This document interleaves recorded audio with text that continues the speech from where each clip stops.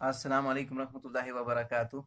नाज़रीन, आज की इस वीडियो में मैं आपको फ्यूचर कंटिन्यूस टेंस के एक्टिव वॉइस से पैसिव वॉइस कराना सिखाऊंगा। अगर आप मेरे चैनल पे नए हैं तो मेरे चैनल को सब्सक्राइब करना ना भूलिएगा, लाइक और शेयर भी कर दीजिएगा ताकि ज़्यादा से लोगों के इल्म में इजाफा हो सके और आपको इसका अजर मिल सके। तो बगैर कोई टाइम वेस्ट किए चलते हैं आज के टॉपिक की तरफ। Future continuous tense.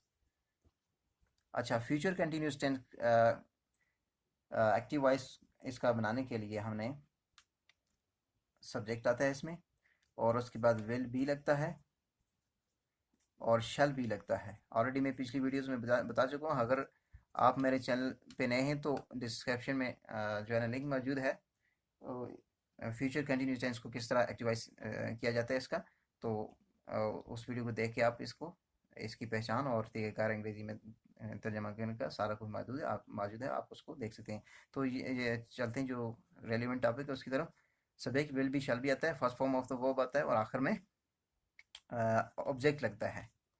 तो ये याददाश्त के लिए रिवाइज के तौर पे मैं यहाँ पे लिख देता हूँ। हमारा टॉपिक जो है वो पैसिव वॉइस का है। पैसिव वॉइस के लिए हमने ऑब्जेक्ट लगाना होता है जी, और उसके बाद हमने विल बी और शल बी लगाना होता है।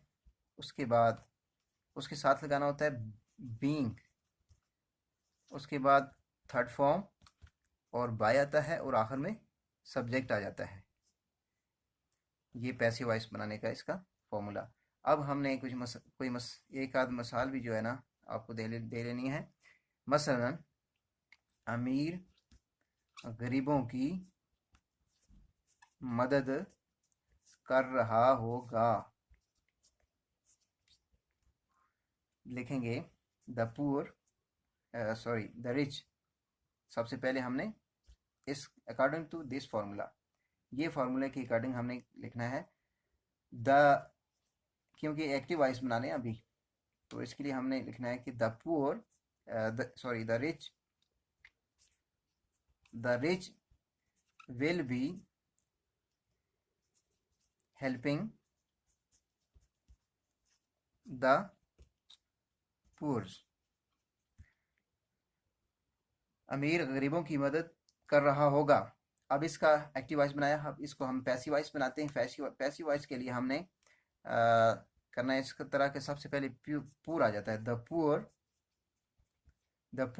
गरीब आ जाते हैं। The poors will be being helped by the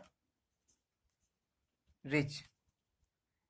rich आखिर में आ जाएगा क्योंकि इधर हमने पहले लगाया एक्टिव वॉइस में, पैसिव में हमने सब्जेक्ट आखिर में लगा देना होता है। इसके बाद अगर इसका नेगेटिव बनाएंगे, नेगेटिव सेंटेंस, तो इसके लिए हमने इस कुछ इस तरह बनाना है। The poors will be not being helped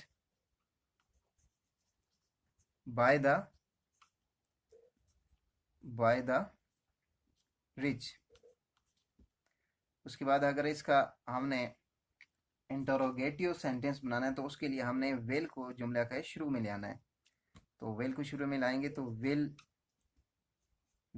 the poors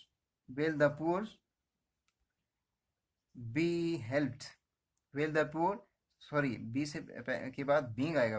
will the poors be being helped bye